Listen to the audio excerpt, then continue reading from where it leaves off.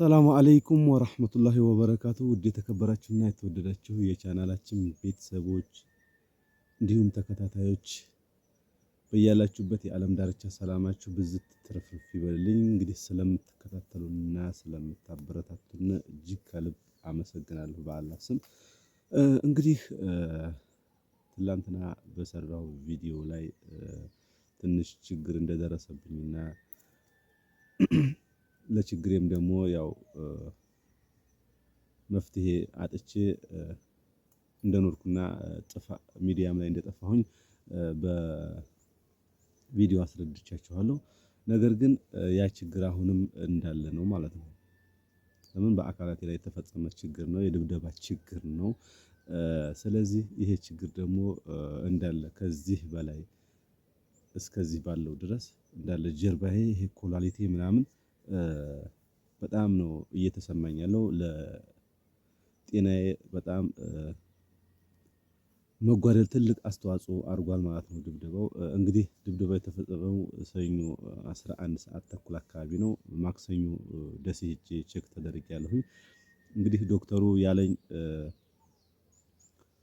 ችግር ካለና በሽንትቱ ፊኛህ ላይ የሽንት መለወጥ ካለ የሆድ መነፋትና የማስታወክ ነገር ምናምን ካለ ተመልሰህ ትመጣለህ፣ ለአሁኑ ደህና ነህ ብሎ ነበር። ነገር ግን ያ ነገር አሁንም ዶክተሩ ያለው እየተከሰተ ነው በእኔ ላይ ማለት ነው።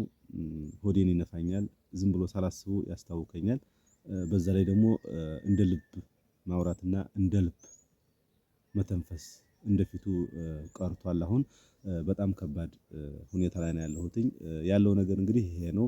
በጣም በጣም በጣም አዝኛለሁኝ። በጣም ነገሮች ሁሉ ተወሳስበውብኛል። አላህ ሁሉን ነገር መፍትሄውን ያብጅልኝ፣ መፍትሄውን ያንጣው።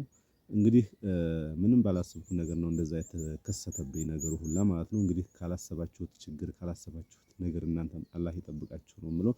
ሁሌም ቢሆን ዱአ እንድታደርጉልኝ ነው የምመኘውና እናንተን ከእናንተ ፊት የምቆመው ነው የምላችሁ። አሁን እዚህ ጋር ባሳያችሁ ገልጬ ያው ዩቲዩብ አይፈቅድ ይሆናል እንጂ ሰውነት ሲጋለጥ ባሳያችሁ እንዳለ በልዞ ጥቁር ብሏል። እዚህ አካባቢ ኩላሊታችሁ አካባቢ በቃ ስጋው ላይ ማለት ስጋ ላይ እንግዲህ በምን አይነት ሁኔታ ቢመታ ነው የሚበልዘው? ራሳችሁ ገምቱት፣ ራሳችሁ አስቡት። እና ያ የበለዘ ነገር አንደኛ እንደፈለኩ እንደዚህ ቁጭ ስል ምናምን ስሜት አለው። ሁለተኛ ደግሞ ስነካውም ስሜት ነገር አለው። በዛ ላይ ደግሞ እንደፈለኩ በምል ሰዓት የሆነ ጠቅ የማድረግ ነገር ባህሪ ያለው። እንግዲህ ይሄ ሁላ ነገር ምንድነው? ያልታሰበ ነገር ስለሆነ የመጣብኝ። እናንተንም ካልታሰበ ነገር ፈጣሪ ይጠብቃችሁ ነው የምለው። ሁሌም ቢሆን ለህይወታችሁና ለራሳችሁ ቦታ ስጡ። እኔ በዛ ነገር ላይ በዛ ድርጊት ላይ የተረዳሁት ነገር ምንድነው? ራስ መጠበቅ ብቻ የሚለው ነገር ነው በቃ ያግባባኝ ማለት ነው።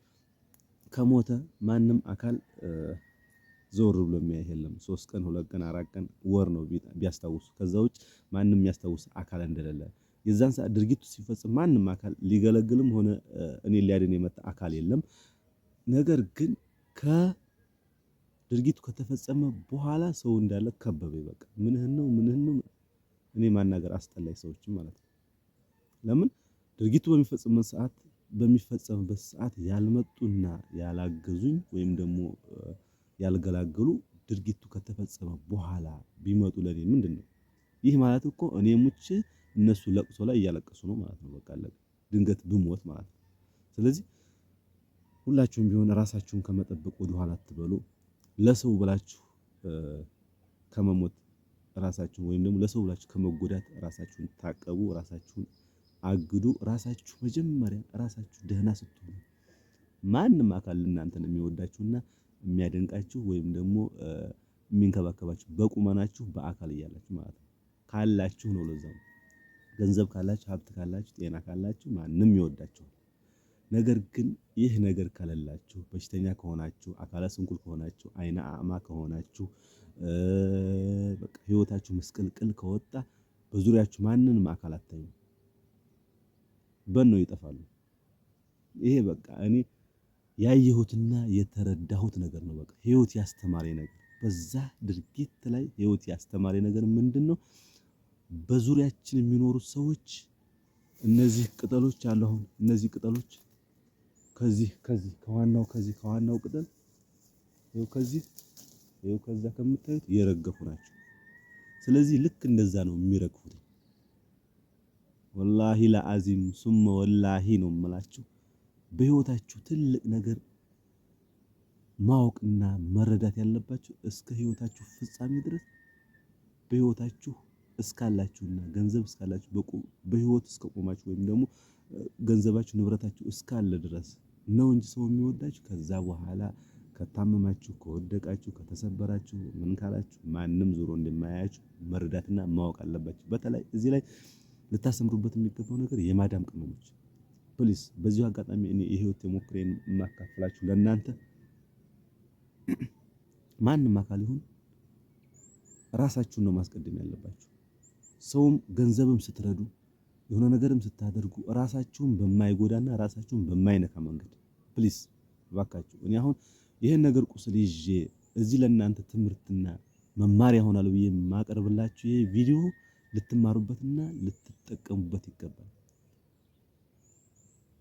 ላጎቴ ልጅ፣ ላክስቴ ልጅ፣ ለጓደኛ፣ ለገሌ የሻይ ምናምን እያላችሁ የምትሰጡት ሽርፍራፊ ሳንቲም ለእናንተ ከዛ ሁላ ተሰብስቦ ለእናንተ አንድ ነገር ያደርግላችኋል ነው የምላችሁ። ይህን ማወቅ መቻል አለባችሁ። እኔ ግን አሁን ስለ ጤናዬ አሁንም ነገም ነገ ወዲያም ራሴን ቼክ እየተደረኩ ጤናዬን እከታተላለሁ። ለምን? የጤናዬ ጉዳይ በጣም አሳሳቢ ስለሆነ ማለት ነው። እዚህ ላይ ነው ኩላሊቴ ላይ የተመታሁት። ኩላሊቴ ላይ ስመታ ግን ለወዳው ስሜታዊና የብትሩ ወይም ደግሞ የመታኝ አካል ቁስለት ነው ብዬ ነበር። እያደርግን እስትንፋሴን እያያዘኝ እንደፈለኩ እንዳልተነፍስ እያደረገኝ ስለሆነ ክትትል ማድረጌ የማይቀር ነው። እናንተም በዱዓችሁ እንድታስቡኝ ነው። በዚሁ አጋጣሚ ላበስራችሁ የምወደው ነገር በጣም ነው የተሰማኝ። በጣም አዝኛለሁ። ወላሂ በጣም ነው። እኔ ወንድ ልጅ እንደዚህ አንገቱን ደፍቶ እንትን ማለት የለበትም። ነገር ግን እናንተም በዱዓችሁ ሁሌም እንድታስቡኝ ነው በአላህ ስም የምጠይቃችሁ። እናንተም ቢሆን ከመቀደማችሁ በፊት ራሳችሁን ጠብቁ። ራሳችሁን በገንዘብም በአካልም በጤናም ራሳችሁን ጠብቁ። ከሞትን ሞት ነው ያኺ ከሞትን ማንም አካል እናንተ እየሰራችሁ እየለፋችሁ መከራችሁን እያያችሁ ቀን ከሌት ፀሐይ ብርድ እየገረፋችሁ እያጠራቀማችሁ ሳንቲም የምትበትኑ ከሆነ እነዛ ሰዎች የዛን ገንዘብ ምንነት አያውቁትም፣ እንዴት እንደመጣ አያውቁትም። ፕሊስ በእናታችሁ ተረዱኝ፣ በአላህ ተረዱኝ። ነገር ግን ይህን ሳንቲም እያጠራቀማችሁና ውል የማታደርጉበትና ቁም ነገር የማትሰሩበት ከሆነ አሁንም ተጉዥ ናችሁ። እናንተ ለፍታችሁ መከራችሁን አይታችሁ ለወራሽ ነው የሚሆነው። ራሳችሁ የሚያስፈልጋችሁን ነገር አድርጉ። በቃ የምትፈልጉትን ነገር አድርጉ፣ የምትፈልጉትን ነገር ሁኑ። ዱንያ ነው፣ ከአላህ መንገድ እንዳትወጡ ሆናችሁ የምትፈልጉትን ነገር አድርጉ። ቤት መግዛት ከሆነ መኪና መግዛት ከሆነ ያመራችሁን መብላት ከሆነ ያመራችሁን መልበስ ከሆነ የምትሰሩት ለዚህ ነው። በቃ ዱንያ ጥቅማ ጥቅም ገንዘብ በአሁኑ ሰዓት እንደ አምልኮ እየተመለከ ነው፣ እንደ ጣዖት። በውስጣችን ፈጣሪ ባፋችን ፈጣሪ እንላለን፣ በውስጣችን ግን ገንዘብን ነው የምናመልከው። ስለዚህ ይህን ነገር ማሰብና ማወቅ መቻል አለባችሁ። ሁላችሁም እህት ወንድሞች ልትረዱና ልታውቁ የሚገባ ነገር እንግዲህ መጪው ረመዳን ሁላችሁም ዱዓ እንድታደርጉልኝ በአላህ ስም አሁንም እጠይቃለሁ።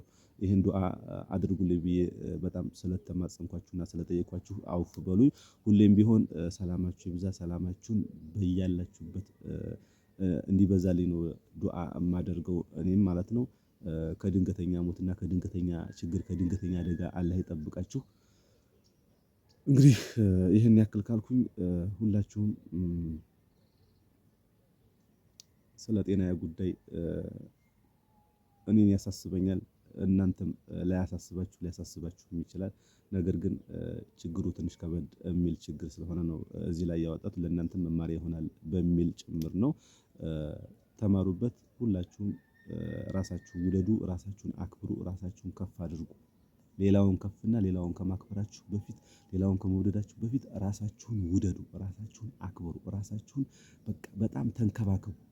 ከዛ ውጭ ራሳችሁን ጥላችሁ ሌላ የምትንከባከቡ፣ ሌላ የምታከብሩ፣ ሌላ የምትወዱ ከሆነ እመኑኝ ውዳቂ ሆናችሁ ነው የምትቀሩ። በቀላል ራሳችሁን ተንከባከቡ፣ ራሳችሁን ውደዱ። በቃ ማንም አካል ይንጣ ራስን ካከበር ሁሌም ቢሆን ተከባሪ ሆናችሁ ነው የምትኖሩት። ይህን ይመስላል የማስተላልፈው መልእክት። እንግዲህ ሁላችሁም ረመዳንን አላህ በሰላም ደርሶ በሰላም ጾሙ አጅሩን ከሚአፍሱት አላህ ያድርገን። ለዛሬ የነበረው ፕሮግራም በዚሁ ተጠናቀቀ። በቀጣይ ፕሮግራም እስከምንገናኝ የአላህ እዝነትና ረህመት አይለያችሁ። ሰላም አለይኩም ወራህመቱላሂ ወበረካቱሁ።